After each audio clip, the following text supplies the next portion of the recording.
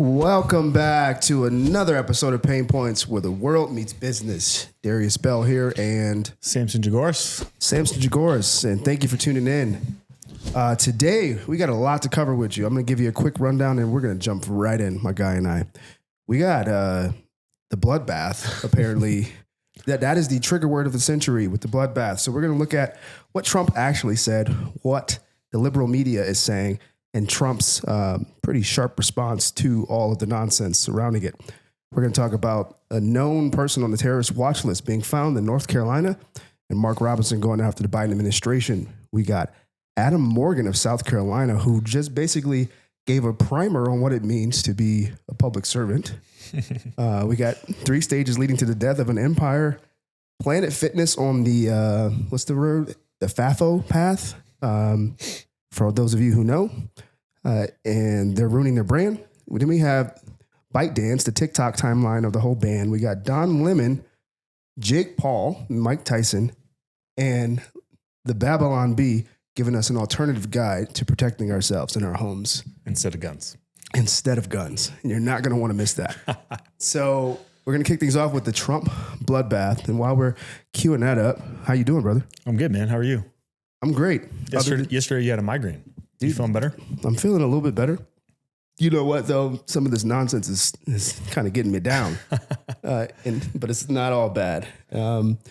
So queuing up this first clip, guys. So you may have heard the clip over the weekend, but Trump was giving a speech and he used a particular word and it sent the liberal media into a frenzy. And we're going to actually listen to the clip of him speaking and then look at the response. And it actually comes from, of all people, Stephen A. Smith, who would typically be called a He's leftist. becoming enlightened. He's definitely been more and more being red-pilled or whatever you want to call it. His eyes are opening. But Stephen A. found himself on the hot seat because he came to Trump's defense, saying they were taking things out of context. And a few seconds into the clip, he'll play the clip and we'll tune into that. And X, the one and only Elon Musk himself, saying, quote, legacy media lies. So he's going to take us into the clip. In a post highlighting media criticism of Trump's speech.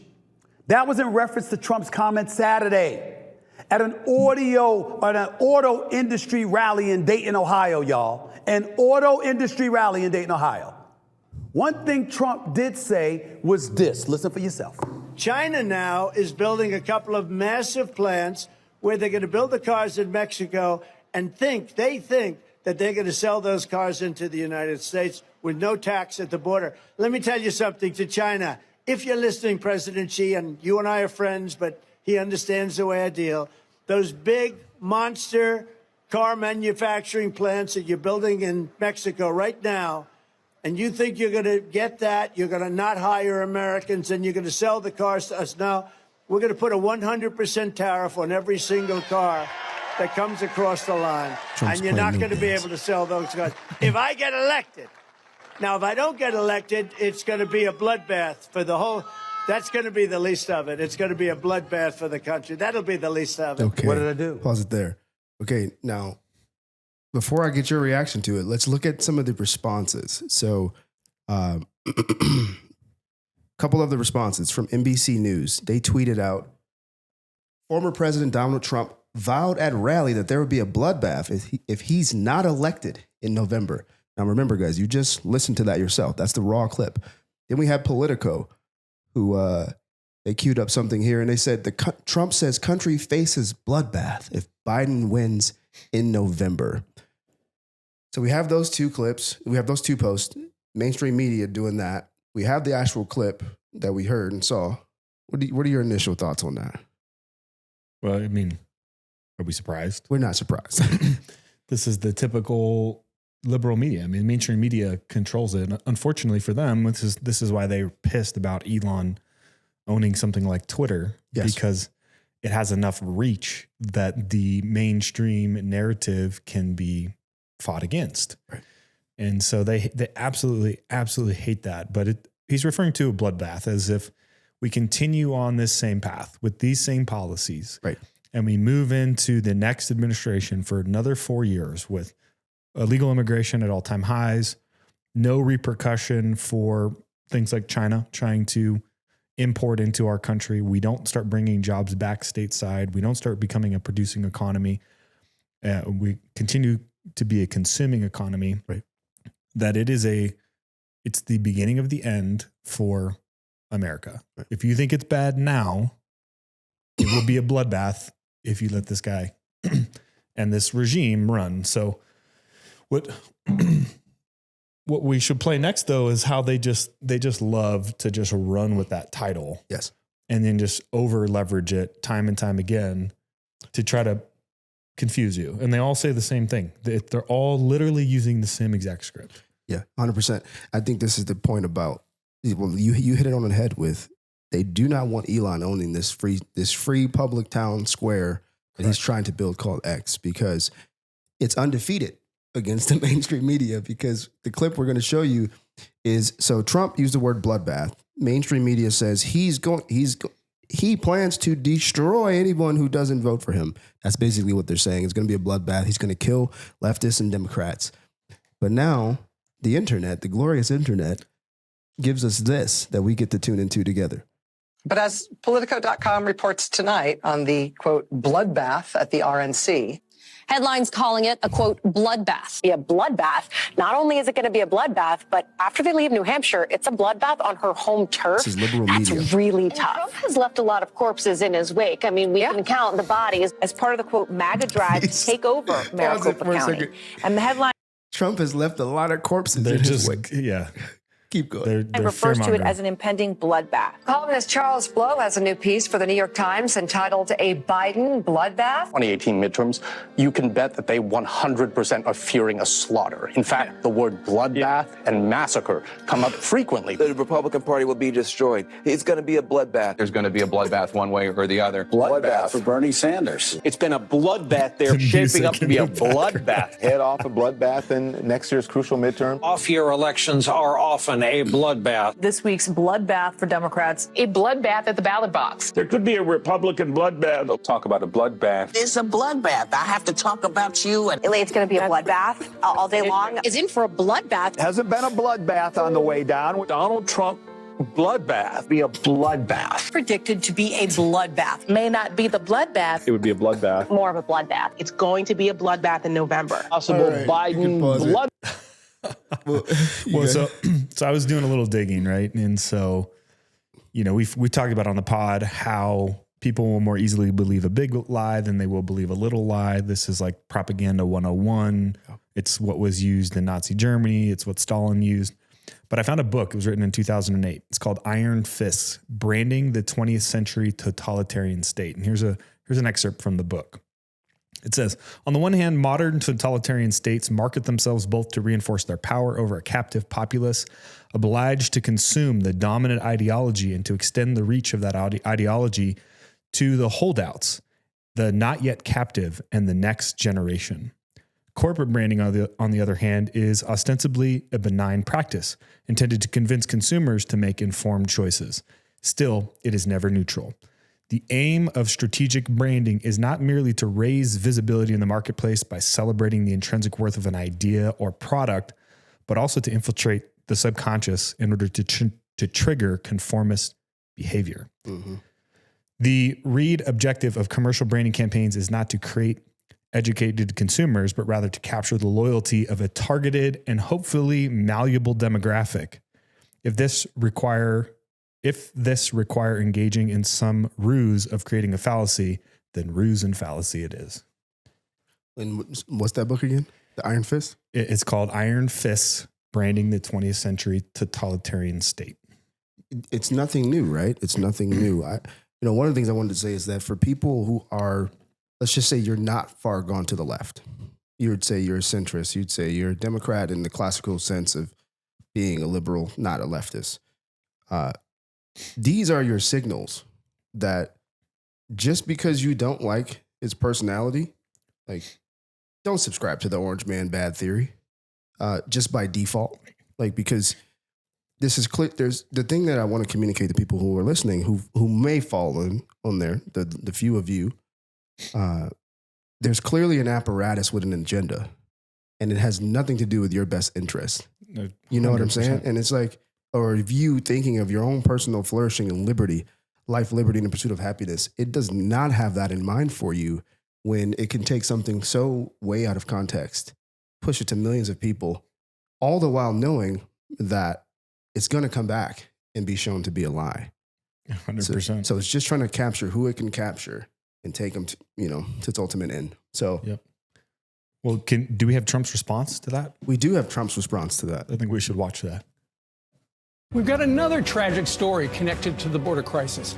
Travis Wolf was just one day away from celebrating his 12th birthday when a woman who was in the United States illegally from Venezuela crashed head-on into his family's Jeep. Church teacher accused of abusing several children in Montgomery County, Maryland. Tonight, immigration officials tell us he was never supposed to be in the United States in the first place, and he had already been deported twice. Palm Beach County deputies arrested 3 undocumented immigrants in Lake Worth Beach on sexual battery charges. According to the arrest affidavit, the 3 suspects, all from Guatemala, abducted a local woman along the street and threw her inside a truck. Authorities say the men drove off and stopped at a nearby intersection where they sexually assaulted her and filmed it. The leader of a Colombian street gang, Los Antañas, has been arrested in Texas, where he was seeking asylum. Colombian authorities confirmed that he was one of the 7 most wanted murderers in Colombia's capital. A woman accused in Mexico of several murders and body dismemberments, even removing victims' hearts, is arrested in El Paso. The FBI says Pineda was known for extreme brutality, dismembering bodies, removing hearts, and placing the hearts in front of Santa Muerte statues. Some witchcraft right there. Santa Maria. Closes with Biden's border bloodbath. That came the very, 2 days later. They're running that as an ad. Yeah, that's the bloodbath. And everything they're doing right now is a distraction, right? Right. And so I think that's a good segue into kind of our next topic, which is there was a person on the terrorist watch list captured in North Carolina. Correct. Who entered from Haiti. But the Carolina Journal put out this article this morning. North Carolina Lieutenant Governor and Republican candidate for governor Mark Robinson had tough words for the Biden administration after an armed, known terror watch list suspect was arrested after a 4-hour-long standoff last week in Ur, North Carolina. Awet Hagos, who is originally from Yemen, arrived in the U.S. after residing in Haiti. Now, he obviously didn't come here. Actually, he tried to apply for citizenship. Here's the thing that most people don't know. He tried to apply for citizenship and obviously didn't get it, but was still here. Right. Despite being on a terror watch list. Law enforcement in Gates County were recently called to the scene of shots fired and reports that a man was standing outside of a local business waving a firearm. When deputies moved in to apprehend him, he tried to disarm a deputy before fleeing. Awet Hagos was charged with 3 counts, each of assault on a government official, resisting a public officer, as well as a charge of carrying a concealed weapon. He's being held under a $100,000 bond. And Robinson said he was briefed by Gates County Sheriff Ray Campbell, who reported that after speaking with Hagos, he learned that he had a U.S. Immigration and Customs Enforcement detainer, ICE. I don't know what that is, but I'm guessing it means they are aware he's here, but nonetheless, he's allowed to move freely. Robinson stressed that the department's 12 deputies shouldn't have to deal with this violent illegal immigration and is demanding answers from the Biden administration in a letter he sent from his office to President Biden this very morning. So that's what they're trying to distract you from. Yeah. They don't want to point that out. They don't want to point out the fact that we've had 4 times as much illegal immigration under this administration out of any other administration. And so that kind of led me to the thought, because I've asked this a couple times on the pod as we've been listening, which is, what's the end game? I don't understand it. And that's when it struck me. Marxists love an open border. Yeah. They love this idea of nothing owned or sovereign. No property. And so what we're actually battling against is not Democrats versus Republicans or liberal versus conservative. We're battling against people who believe in the sovereign state and the sovereign individual and tyrannical Marxist ideology. Right. That's it. And so the current administration is, they're posing as Democrats, but realistically, they're actually Marxists. Right. And that's everything that they want. They want chaos, because if you can create the disease and instill the fear, then you can simultaneously create the cure, and you can be the hero, and people will willfully walk themselves into tyranny without even realizing it until it's too late. Absolutely. Yeah. And so that's what we're up against. And that's why we talk about this stuff. And, you know, if you're a career politician, you know, I got beef with you too. I don't care on what side of the aisle you sit on. You know what I mean? But they tend to be, versus where we're at right now as an American sovereign, capitalistic, Christian founded country, they tend to be sitting on the liberal side of the aisle because those are the ones that are most easily malleable because they're so anti-American, so anti-nationalist, so anti-Christian that they can backdoor their way through that party. That would never pass on the Republican side because they're just more conservatives who would be against that. Yeah, dude. And like you said, you don't want, there's no notion of private property. Correct. Sovereignty. You hit it right on the head. You know, one aspect too of the end game that we talked about is the presence of illegal immigrants actually does have an impact on elections. Correct. Because of population. They're tallied they're tallied in the census. And so that actually has some impact on state elections and subsequently federal. And so it may even be why they're partially shipping them to certain states. Weird. I wouldn't put it past it. I got to do some more digging on that, but I do know they're accounted in the census, and that helps determine, you know, portions and who gets what and counts and things like that. So, well, since we're talking about bloodbaths, on the back of that note, I do want to pull up this X clip about the man on the train that was shot in the head. Oh yeah, dude. Because this is just another example of the kind of, you know, crap that they're trying to pull the wool over your eyes on. So let me read it. It comes by way of Colin Rugg. Posted this a couple of days ago. New Yorkers take cover and beg for the NYPD to come and save them after a man is shot in the head. By the way, this is after they deployed the National Guard in the subways. Correct. So how'd that go for you? The incident happened inside the Hoyt Schmermerhorn subway station in Brooklyn. According to ABC 7, the shooter, 36, pulled out a gun after provoking a fight with another man. The other man successfully wrestled the gun from the aggressor and shot him in the head. According to the report, the man who pulled out the gun is in critical condition. And again, to my point, the shooting comes just days after Governor Hochul deployed the National Guard. So some positive, the guy that pulled out the gun actually ended up getting shot. Yes. So the guy didn't have a gun, somehow got a gun and defended himself. Crazy. Well, there's also... So the bad guy had a gun. There's another twist to this too. Let's listen to it.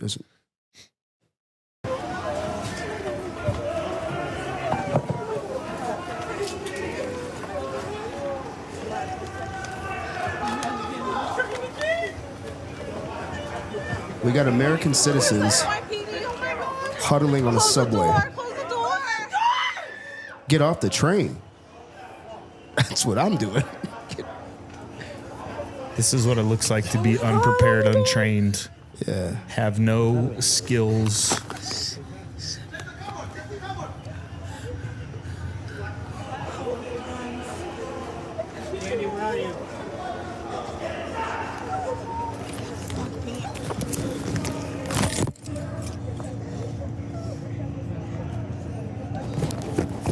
Yeah, so there's actually another clip where they actually show the fight.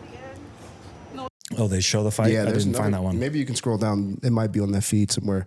There's another clip where you actually see the fight, and there's a portion of it where I believe that's not it. That's Daniel Penny. They're making the point that that guy who stopped another guy from shooting somebody else went to jail. Yeah, and so it's not going to happen anymore. And so this is exactly the whole point, right? It's like you create this chaos. You disarm the people. People who don't feel equipped to defend themselves with their God-given right, a la the Declaration of Independence, are the same people who can ultimately be controlled by fear, a state apparatus who will now do your protection. Yeah. Oh, we got you. Yeah. And so don't worry, the National Guards are there. Yeah, dude, it's really sad to see. And granted, no one wants to be shot, but this could have easily been shut down really quickly on a passenger train full of passengers. I mean, the guy thankfully defended himself and came out victorious, but they could have ended, a different way. Well, it goes to show you the slope we're on, right? Like Where do you see? Obviously, crime happens, but now it's just front and center. This is just one of this is just one of many, right? We've seen women being punched in the face. We've seen dudes being jumped and all kind of stuff. Like, so this is the plan all along. Going back to my previous statement about like, hey, how you vote this year. I know you don't want to have to tell your friends you voted for Trump. Well, here's what you can do. You can tell your friends you voted for yourself by voting for Trump. You voted for America. For America. Because whatever's going on right now is definitely not in our best interest. No, absolutely. And on that point, good segue. So I saw this clip over the weekend of Adam Morgan out of South Carolina. Yeah, you were sharing. I'm looking forward to this. This guy is what I hope will be the future of politics in our country, which is they represent the people and not the other way around. And so I want to play this clip of Adam Morgan basically spitting fire. Let's go. By calling out the local South Carolina career politicians who are brokering these deals, and they're so proud of what they can do and broker without any real consideration of, what is the people actually want. Yeah. And they're effectively applying that they know what's best for the people. And Adam Morgan's pissed. Constituents want me to vote red, and they want their tax money spent on core government functions, on their roads, on their schools. That's what they want their money spent on. So, they don't want us in here trying to play this government planning thing where we in our bureaus can figure out where the job should be, who should be employed, how much money should be allocated where in the private sector. It never works. It's socialism. Would you consider the fact that South Carolina's track record on bringing major projects into this state has a winning record, and therefore, again, commerce should be listened to rather than those people back in your district that may not have ever brokered a deal, may not understand what it means to being a project, may not understand economic incentives. So what you're suggesting is we should listen to the people back home in your district rather than the people at Commerce that have been successful at bringing these mega deals to South Carolina. Mr. Rutherford, no, I 100% am going to listen to the people back home who I represent in this House, and not the bureaucrats at Commerce, and not the lobbyists, and not the multi-billion-dollar international corporations. You should listen to your constituents like I am. So yes, I will always fall back on the common sense of the wonderful people from Taylor's and Greenville Eastside, far more than I will ever listen to unelected bureaucrats, other representatives in here who have been here for far too long and have maybe managed a whole lot of these deals, and far more than I will ever listen to any member out there. But my constituents... You got him. Yeesh, burn the house down. Who's going to carry the boats? Wow. So this is, I think we've all heard some sort of version of that quote that every politician has the best of intentions until they realize they can vote themselves a raise. And so there's a guy, he was actually Scottish. He was a historian and a, political thought leader. And so there's a quote from him that I'm going to read. His name is Alexander Fraser. I think it's pronounced Tytler. He says, democracy cannot exist as a permanent form of government. It can only exist until the voters discover that they can vote themselves. It says Lagresse, which I'm assuming is wealth, from the public treasury. From that moment on, the majority always votes for the candidates promising the most benefits from the public treasury, with the results that a democracy will always collapse over loose fiscal policy, always followed by a dictatorship. The average age of the world's greatest civilizations has been 200 years. These nations have progressed through this sequence, from bondage to spiritual faith, from spiritual faith to great courage, from courage to liberty, from liberty to abundance, from abundance to selfishness, from selfishness to apathy, from apathy to dependence, and from dependence back into bondage. Wow. That's good. And that's where we're at today. That's good, man.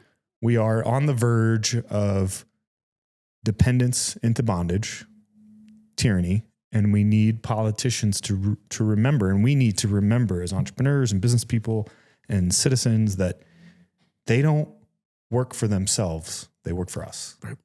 We write their checks. We pay their bills. Dude, the one thing that I did take away is looking at the some of the comments, and the caption is, there are a lot of people that are going to get fired up about this. Yeah, that's, I think I saw Matt Gaetz commented, inject this into my veins. Well, my question is, Matt Gaetz, you already there. Where are you at? Right. I know he's doing certain things and no one's perfect. Who's Matt Gaetz? So people. So he's a representative in Congress, I believe, from the state of Florida. But my point is, like, we have this tendency to take these clips and make that be the thing that's like, ooh, yeah, remind us of this truth. But the other part you need to pay attention is someone literally stood up there on the other side and said, but they don't know about the deals, how to make deals. Yeah, very condescending. That was business, like a boardroom and type of meeting. And that's where capitalism gets a bad rap. Right. That is the intersection or the collusion between the private sector and the government that people are concerned about. And it happens all the way up at the federal level, all the way down to the state and the city level. Right. And so that's what we should be paying attention to. That's what we should be paying attention to. And I just, for me, I just resonate with this of like, don't let this be just another thing that goes viral. Because the whole point is that there's a little thing called the Declaration of Independence, guys. And I just want to read something to you in it. Interesting. I don't know if I've heard of that document before. I don't know if many of us have. They've never read it, that's for sure. But here's the thing that this says. So we all know this portion. We hold these truths to be self-evident that all men are created equal, that they are endowed by their creator with certain unalienable rights, that among these are life, liberty, and the pursuit of happiness. But here's the next piece, because we always tend to stop there in our discussions, that to secure these rights, governments are instituted among men, deriving their just powers from the consent of the governed. And that whenever any form of government becomes destructive to these ends, it is the right of the people to alter or to abolish it and to institute new government, laying its foundations on such principles and organizing its powers in such form as to them shall seem most likely to their safety and happiness. So the point is, we have to watch this and say, yes, great job, Adam Morgan. But we also need to be watching this and saying, okay, I got to figure out what's going on in Colorado. And maybe I might need to do something about it. I might need to go run for office. I might need to do it locally. I might need to find out who's running for state, get behind them, make sure my business, my people. We have to get involved because you have a right, but on the other side of right is a responsibility. You see, if Adam Morgan's the exception, then that means there's few Adam Morgans, but this country runs on there being many Adam Morgans. Yep. And so we've talked about before that the entrepreneur typically stepped up into those roles. They were the mayors, they were funding their local communities, their churches, the libraries, et cetera. And it was an honor and a privilege to be in that role. It wasn't a career path. You didn't go to school for politics and do that. You went and actually made some impact, maybe pursued or lived the American dream, and then stepped into that role in order to ensure that the next generation saw the same prosperity that you saw. It's in the Constitution as well, right? We pledge at the end of the Declaration, then I'll quit your civics lesson. Yeah.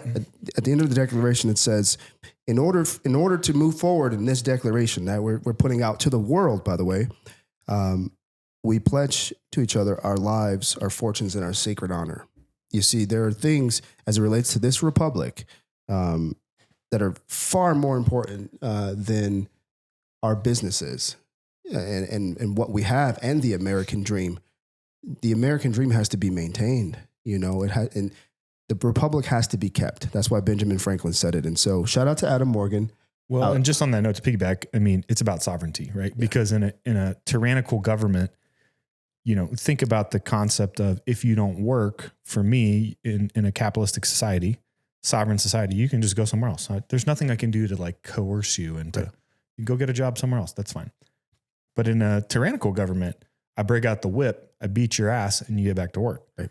And so that's the end result. That's what we were escaping when we came here and started this country. 100%, man.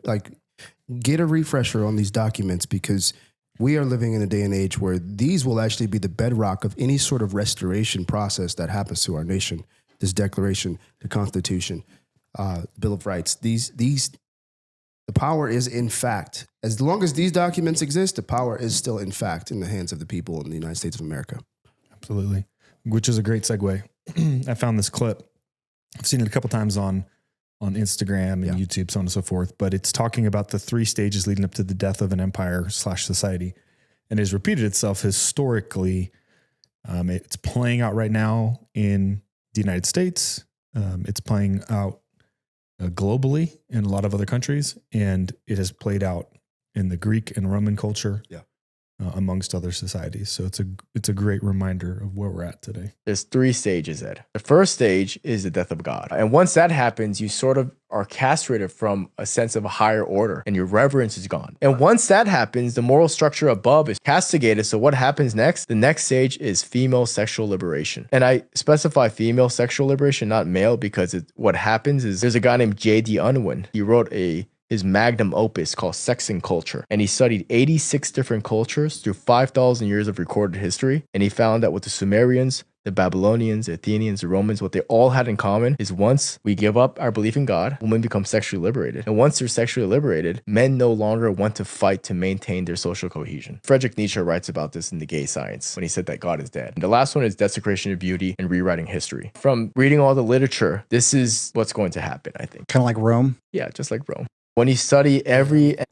I mean, he's distilling... It's going back to the quote you just referenced. Yes.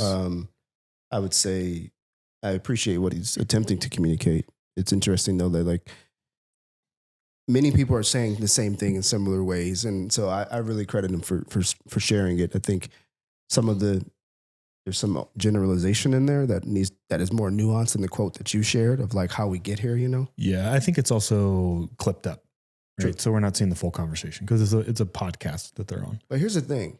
Either way, you know what I salute, though? He's sharing it.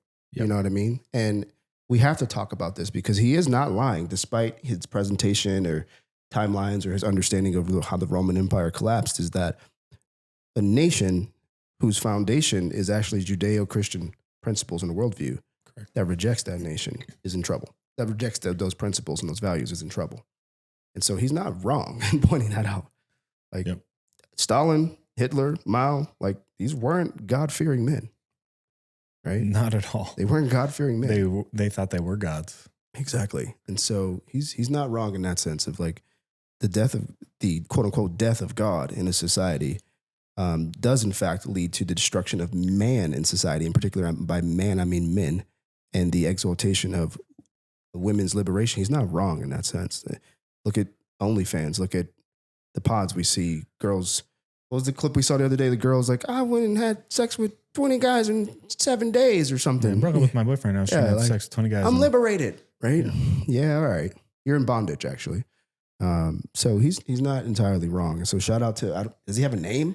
This is the Ed Clay Show. Shout out to the Ed Clay Show. Repost from Seagram88. I don't know who that is. Seagram, Ed Clay, all you guys keep on sharing because this is how this republic is kept. We have to keep talking about it. Yeah, absolutely. Well, speaking of keeping your house in order, you actually shared a story with me about Planet Fitness, and then it's kind of congruent with what we just shared about 3 stages of where we're at in society, sexual liberation and confusion, and I'll kind of segue into it, but also this idea of Maslow's hierarchy of needs, right? So we've had pretty good since World War II. Things have not been hard for us. There's been recessions, but there hasn't been any major Great Depressions. It's first world problems most of the time. I couldn't buy a house, right? Because things are so expensive. And so innately we're designed to struggle. That's where we find purpose. That's where we find our identity. It's just how we're wired. And when you don't have any struggle, you're not really doing or pursuing or adding any value to the greater society as a whole. Right.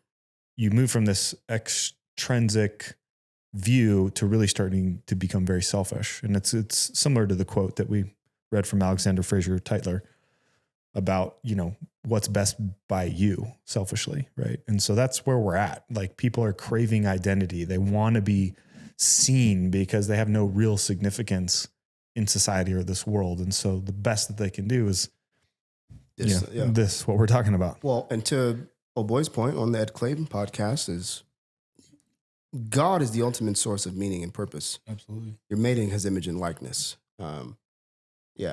So Planet Fitness, let's pull that up there. Planet Fitness has banned a woman. This comes by way of Brandon Straka on X. Let's get this clear. An actual woman. Banned an actual woman. Yes. Planet Fitness has banned a woman, in parentheses, real woman, from their gym for taking a picture of this person who claims to be a woman, but is in fact a man, who was face shaving in the women's locker room. Planet Fitness says that taking pictures of a member in a locker room is a violation of their rules, as it would make members uncomfortable. Not the guy shaving his face in a towel. Taking your penis out in the women's locker room is not against the rules, however, whether it makes you uncomfortable or not. So here's the thing, man. People are posting clips of them canceling their memberships with Planet Fitness. Some people are like, well, she did break the rules. Well, some rules are meant to be broken when I got a tally swinging next to me when it shouldn't be here. And so, but here's the thing that people need to understand about Planet Fitness. They're a massive organization. They're private equity owned, massive organization. 2,575 locations. Revenues reaching over $1.1 billion annually. Yeah, wow. And so it's easy to say this is the go woke, go broke moment for them. I get it, but they're a big machine. What you need to realize, though, is that this is encroaching upon your business where you are. We see this. We've talked about this before. It's the whole DEI movement. The more you see organizations that have this much revenue, this much, let's just say reach, presence in a nation on the business sense. When they make these moves, when they capitulate this kind of stuff, what it actually does is create a downward pressure that falls down into the business owner who is at mid and lower levels.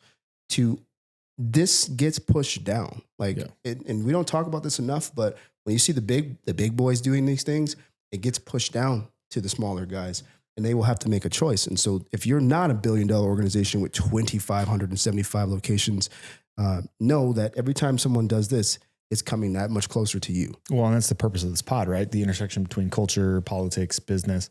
It's going to show up at your doorstep whether you want it to or not. Right. And so I'm tired of entrepreneurs specifically saying like, oh, you just do you, you just do your thing, as long as you don't bother me, you just do you. And that works until all of a sudden it doesn't. Until all of a sudden this is your business and you have to make this decision. Right. And how you act and respond to it. And, social media is going to try to blow you up for doing that or you have to accept it. I'm a guy who experienced that firsthand. I was responsible for hiring people. Yes. I also have a degree in human physiology. I have a master's in sports nutrition. I have very explicit thoughts and experience and study in the world of human biology.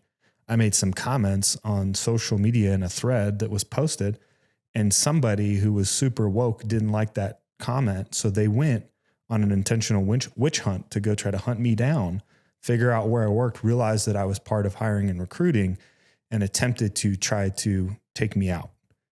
Because I'm hiring off a skill set. It has nothing to do with that, right? But these people and the woke mob will come after you. You know what I mean? So whether you want the fight or not, it's coming to your doorstep. So you better wake the hell up and be ready for it and start actually going on the offense instead of the defense. Dude, you're talking about do you. I'll go do you. You're free. You have freedom. You should be more concerned with liberty. But the do you mentality, or the do you benefit, is actually only reserved for a moral person. And that's what we have to understand. Whenever someone is saying, do you go out, you're the master of your own universe, that type of agency is only fit for a moral purpose, for a moral person. Right.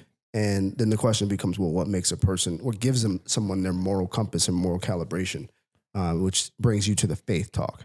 You see, you can't have freedom without virtue, and you can't have virtue without the faith conversation. Not even necessarily the Christian faith, but you cannot be someone who walks with liberty, who exercises personal agency without being a virtuous person. And if you don't have a foundation of faith, you will, good luck being a virtuous person. And that's what we're seeing. This is because it becomes completely subjective. Yeah. It's license. We're giving license to ultimately bondage. That's what we're doing. Freedom is, we're on this personal quest for freedom, but at the end of it, it's bondage because there's no virtue, there's no faith in it. We've removed God from the equation, like our old boy just said. Let's talk about TikTok because it's trending right now. Yes. it's a platform that maybe our audience uses or maybe is still uncertain how to use it in their business. But it's probably a bigger conversation what's going on with this U.S. bill that's passing or close to passing in an attempt to usher TikTok into American ownership and or out of the country effectively. Correct. What I don't fully get, but I'm trying to get my head wrapped around is this is really a battle of China versus the United States and what appears to be some homeland security issues. I don't fully have my head wrapped around what the exposure is, but maybe that'll get clearer as we talk about this today. Yeah, well, let me just tee up some contextual stuff from Reuters, by the way. Headline reads in their article, U.S. House passes bill to force ByteDance, that's the company that owns TikTok, guys, to divest TikTok or face a ban. So the U.S. House of Representatives overwhelmingly passed a bill on last Wednesday, March 14th, that would give TikTok's Chinese ownership ByteDance about 6 months to divest the U.S. assets of the video app or face a ban in what they are calling the greatest threat to the app since the Trump administration. The bill passed 352 to 65 in a bipartisan vote, but it faces a more uncertain path in the Senate, where some favor a different approach to regulating foreign-owned apps, posing security concerns. The measure is the latest in a series of moves in Washington to respond to U.S. national security concerns about China, from connected vehicles to artificial intelligence to cranes at U.S. airports. This is a national security issue. The Senate must take this up and pass it. Steve Scalise said this of the TikTok ban. So it's passed through. Now we got the Senate having to make a decision on it. As you pointed out, it's being framed as an issue between like national security concerns with U.S. and China. But the question ultimately is, how do we think about this? Well, I think there's a couple sides, right? There's the side of many people have been using TikTok in their business. Right. So there's a lesson there on like diversification or not being too balanced. Some people have built their entire businesses on this platform. I think for me, the way I'm framing it up mentally is, why didn't it get banned before when Trump wanted to do it? Well, we know why it's happening now. Exactly. And I think that's the piece is like, well, why Trump tried to do this, but the House stood against him in doing it. And so now all of a sudden it's a matter of national security concern. And so, yeah, I mean, in 2020, India imposed a ban on TikTok. Correct. And dozens of other Chinese apps. So that included like WeChat, right? Over privacy and security concerns, which I think is so hilarious coming from the United States government, right? Because they're like, privacy, security. But hey, can we get access to people's microphones on their phone so we can hear what they're talking about in case they're speaking out against us as the government? And so part of me is like, do they not like it because they don't have that access? They don't have control over Meta, like they do over Meta, right? Or Google or something like that. So that's what it makes me think about. But I was trying to do, because I don't know enough about this involvement of the government into foreign multinational companies and their ownership and their presence here in the United States. So I was trying to do a little bit of research right now, which is coming up short probably because I don't know what to Google yet, but I'd be interested to know, how common is this idea of them, muddling in? Because we're one of the few countries, right, will allow a foreigner to buy our real estate. Isn't that crazy? It's absolutely crazy. We're like the only country in the world that'll allow us to do that. But God forbid you want to try to do business here. Right. So maybe these guys know. Do you guys know? What's that? The question is like, how often does the United States intervene into, foreign owned companies who are doing business here in the United States? I think in the case of TikTok, the situation is somewhat unprecedented. Yeah. It's because of the data concerns, right? Well, Correct. Well, and that's something we were talking about offline, where I was saying, like, granted, not knowing the exact verbiage of the bill, but does it lay a precedent for anyone else that's not even necessarily foreign owned, but operating a certain type of company to fall under the thumb of this bill, this legislation, if it in fact goes through? That would be something I'd be curious to know is, are you setting up potential American entrepreneurs to fall under the sword of this legislation also, Interesting. if you don't like them? So maybe for a future episode, we'll spend some time reading the bill. We'll bring that back here. Guys, we should do that next week with them. Yeah. Let's actually go through that. Yeah, it's interesting. What's the timeline? What do they think that'll happen at the end of this year? Is that what they have 6 months to, if it goes through the Senate, they have 6 months to divest it or be banned. Wow. So by the end of the year, this Axios article, the TikTok ban timeline was pretty great. We should throw it in the show notes. Absolutely. Yeah, Axios put out an article, guys, where they walk you through like the timeline of how we got up to this point. Right. And so Trump was the originator of this idea. Yeah. Yeah. I think just to say it, like, one of the things that TikTok, like an X, has become a platform for, though, is people sharing perspectives that are contrary to mainstream media in matters of business, technology, and politics. And it does have this viral network effects that 100%. They have no control over. Right? They have no control over. And if you control the media, then you control the narrative. Yeah. Yeah. So it's a slippery slope that we could potentially be on, given, as Cole pointed out, it's unprecedented.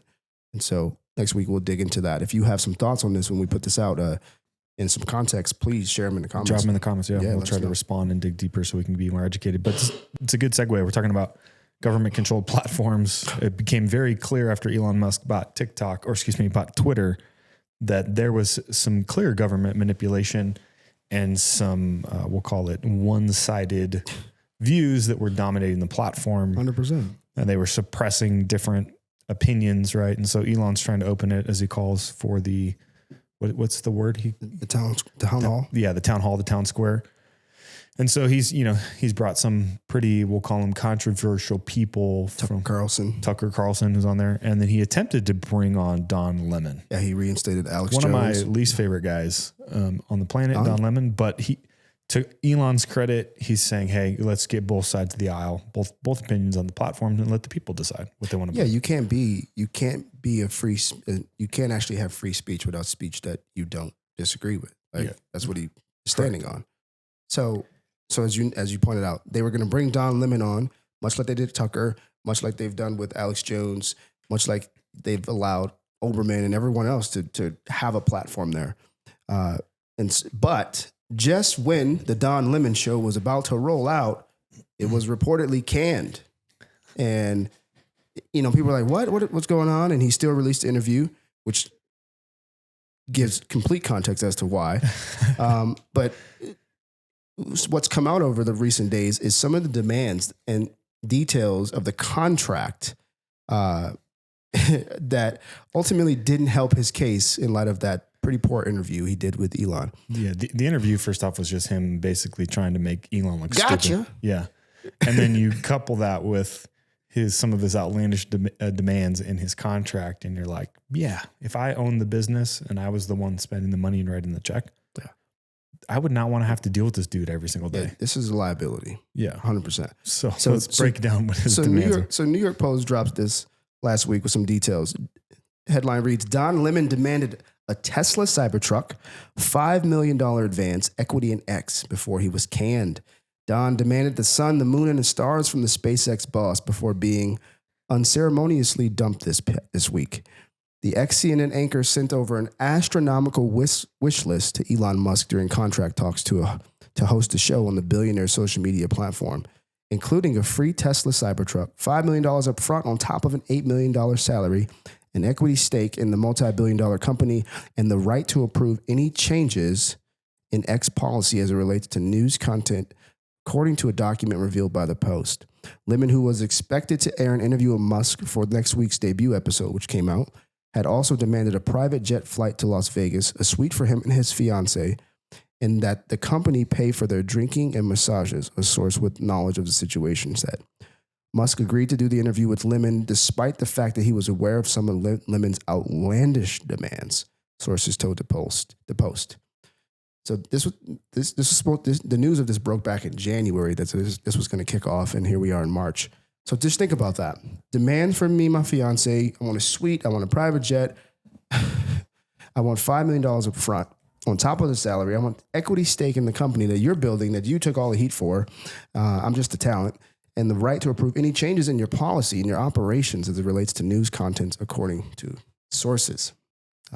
Do we know what Tucker Carlson's contract looked like? I mean, I want to be fair to Don because maybe that wasn't so outlandish. It sounds like thinks he's in the NFL. That's what it sounds like. There's some NBA stuff going on here, man. So I'm reading this right here at least from the LA Times. This is an older article, but it said something like he's getting $15 million a year, which he's a bigger draw, obviously, than Don Lemon. 100%.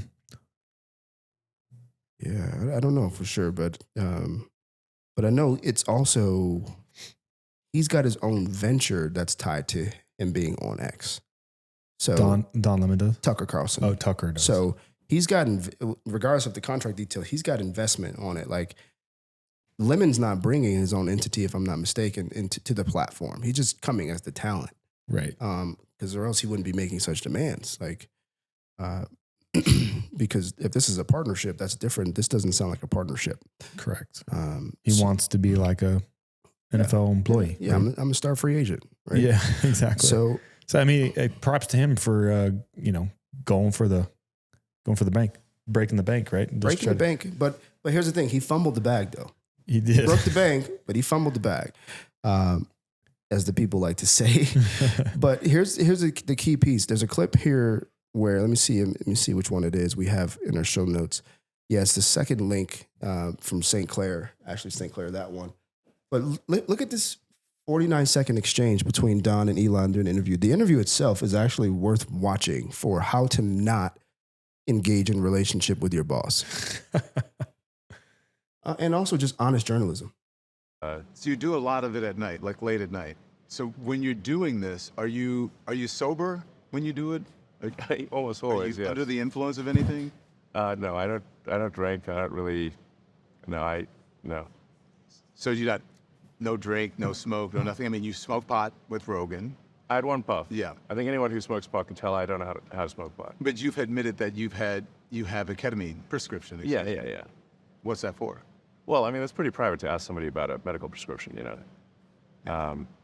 But I think it's something I'd say like there are times when I have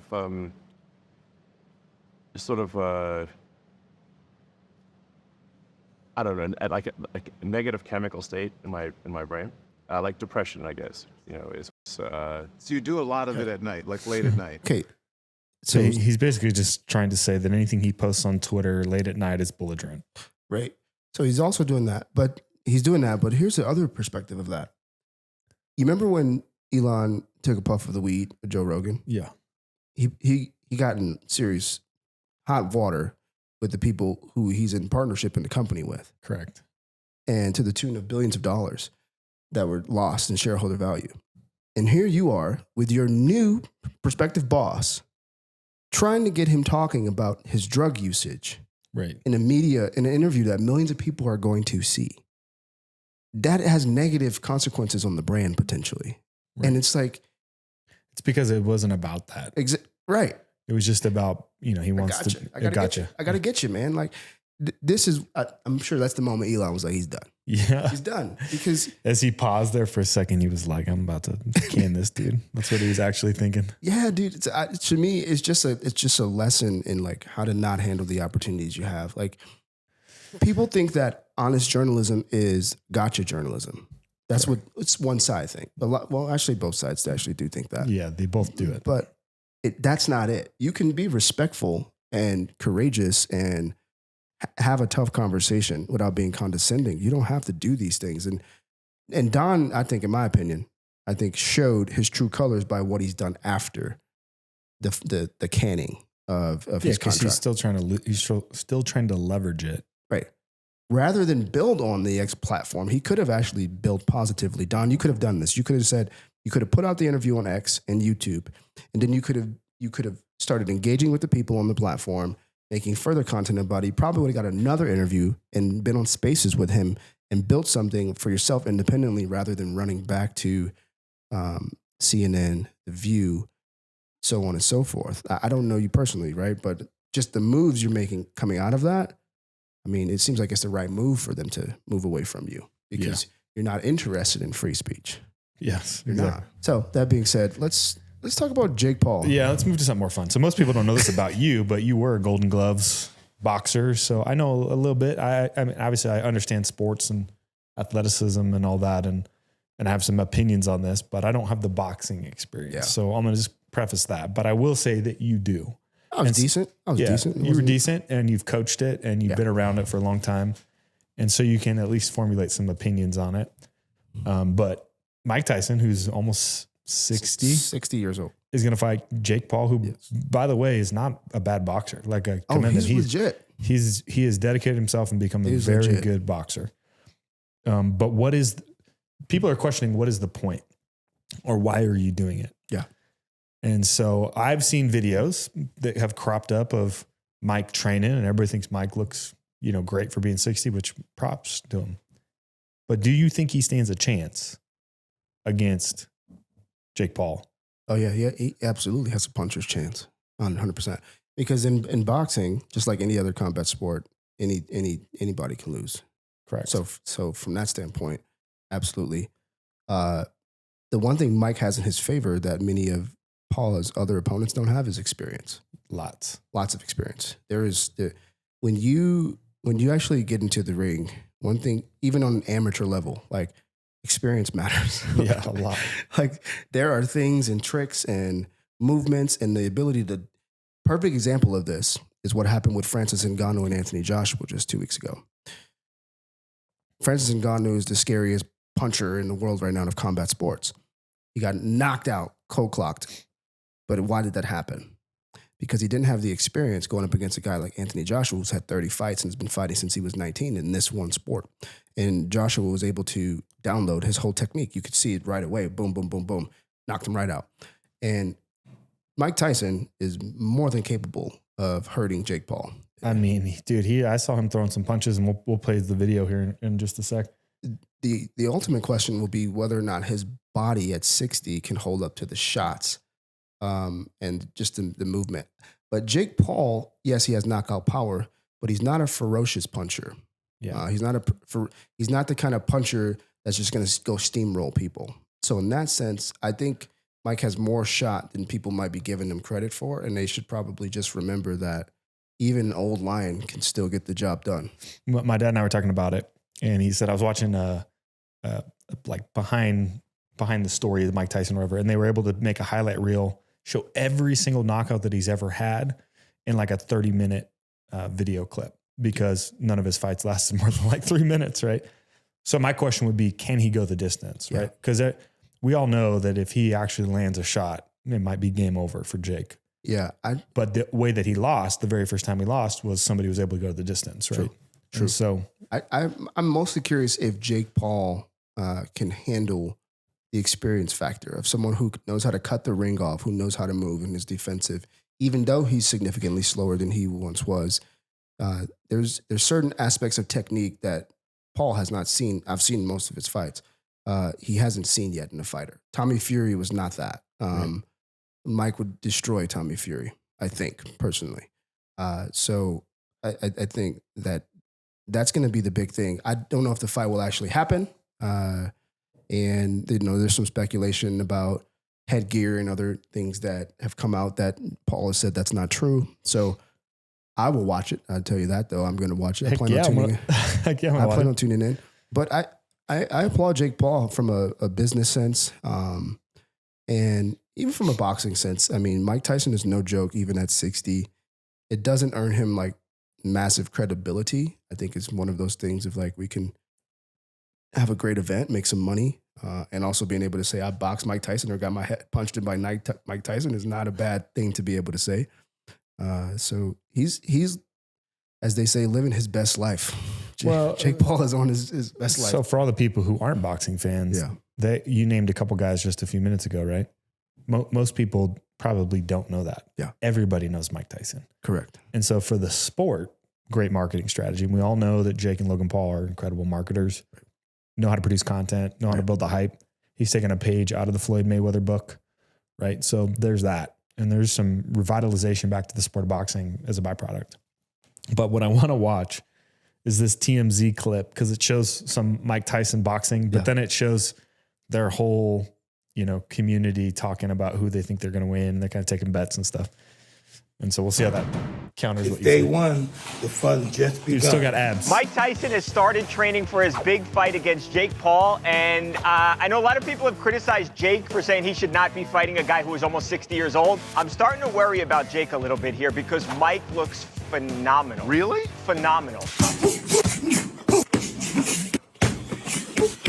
Mike Tyson is going to injure this kid. No, he is not. He's in great shape. The problem is he's going to be able to do this for about 10 seconds. True.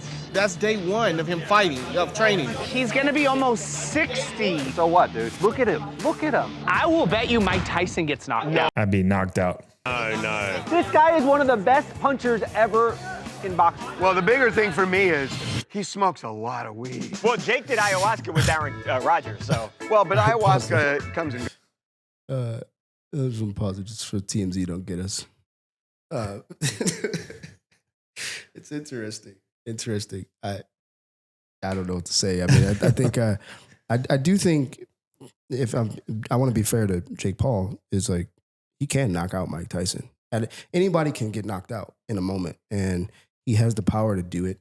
He can catch Mike with an uppercut when he's coming in, because Mike's significantly slower. Like, I don't think people understand how serious Mike was. Like, everyone knows Mike Tyson, but when you actually go back and look at how this dude was smart, had technique, had power, was fierce. He was aggressive, a complete fighter, man. He's significantly slower, but his technique is there. If his body can hold up for a short period of time, a long enough period of time, and he can cut the ring off and get on the inside a bit, he can hurt Jake. He can hurt Jake because Jake hasn't really been hit. I think it's a great opportunity for both men to go out and do something that's a great privilege to be able to do. Fight in front of potentially millions of people, make millions of dollars for 36 minutes of work, tops probably. Potentially, yeah. And so, but don't sleep on Mike, man. Do not sleep on Mike just because he's close to 60. Like, there's old man strength. Right there. We say there's old man strength for a reason. Yeah. And that muscle memory. And if he actually stops smoking and really tightens up his training, I mean, who knows what he could look like when he shows up? Because right now he's still got abs. You said it, muscle memory. Yeah. Technique. There is some technical flaws in Jake's game, the way he throws certain shots. Like, well, just for perspective, I grew up skateboarding, and like when COVID and lockdown happened, I hadn't picked up my board in maybe 7 years. Yeah. And I got right back on it, and I was throwing 360 flips and heel flips and 180s and ollies and stuff. So things that I hadn't done for a really long time, it just came right back. And then I spent, weeks on end skating. I got progressively really good, fast. The comeback was much quicker. I think if Paul's conditioning, I think if Mike goes the distance, if his conditioning holds up, in the Fury fight, Paul's conditioning wasn't great. And if it's anything like that fight against a real boxer, he's in trouble. Like, because Mike is not the guy you want to be tired in tight corners with. No. That's so. Game over. Yeah. All right, pivoting off of that. So I saw this video from the Babylon Bee, and it was offering some alternative ideas for home defense in place of using guns. And it had me cracking up because this is actually happening in real life as well. So we'll show you. We'll show Canada. Yes. We all know that guns are evil in all circumstances and can never be properly wielded for self-defense. It is your moral obligation to find other, more creative ways of defending your home. Here are tips for home defense without the use of firearms. Ask the home intruder for his vaccine card. Since the burglar is a bad guy, he will also be unvaccinated and thus not have a vaccine card, and he will be forced to leave the premises. In this house, we believe in science. Before he can shoot you, place a flower in the barrel of his gun. This powerful symbol will show him that love is more powerful than gun. Bust out the guitar. It's Kumbaya-in time. Stop the burglar in his tracks by saying, "Swiper, No swiping. Oh, man. Challenge the criminal to a rap battle. Yo, my name is Travis, and I am here to say that robbing homes is super not good. Now you're gonna go home and rethink your life and forever cease from causing strife. Yo, word. This one is very important. Keep voting for Democrats. Everyone knows that the safest cities with the fewest crime are run by Democrats. Stay locked and loaded with Kerr Ammo, where their mission is to provide quality ammo As to a free. sponsor, you can kill it. But this is not that crazy because if we're paying attention to what's going on in Canada, Canada is having a really bad car theft issue and lots of break-ins. And so this next video is actually the advice that was handed down from the police department to Canadians for how they should be handling the situation to prevent car break-ins. As provinces continue to struggle through a national car theft crisis, one Canadian police department is under fire for advising residents to leave their car keys outside their home to avoid physical altercations with thieves. Leave your fobs at your front door because they're breaking into your home to steal your car. They don't want anything else. In what almost sounds like a quote from The Simpsons' Chief Wiggum, Constable Marco Ricciardi of the Toronto Police Department told concerned residents to leave their key fobs outside at a community safety meeting at Etobicoke last month, and the reaction online has been visceral. On social media, some Canadians accuse the police of giving up and quiet quitting, while others express their decreasing confidence in the justice system and politicians. That doesn't even seem real. Shout out to the Daily Hive. Oh, man. And Babylon B. Quiet quitting. That's a wrap for the pod. We appreciate you guys hanging out with us for almost an hour, maybe a little bit longer, however it worked out. But if you liked what you heard, we would love your subscription to the pod by way of Spotify or Apple or your favorite listening channel or on all of them. Give us some love on YouTube, post a comment, and share thoughts, ideas, things. Like, we appreciate your time. We really do. And as always, continue doing what you are doing. It matters so much in the world. This has been Pain Points, where the world meets business. Darius Bell, Samson Jagoras. Take care.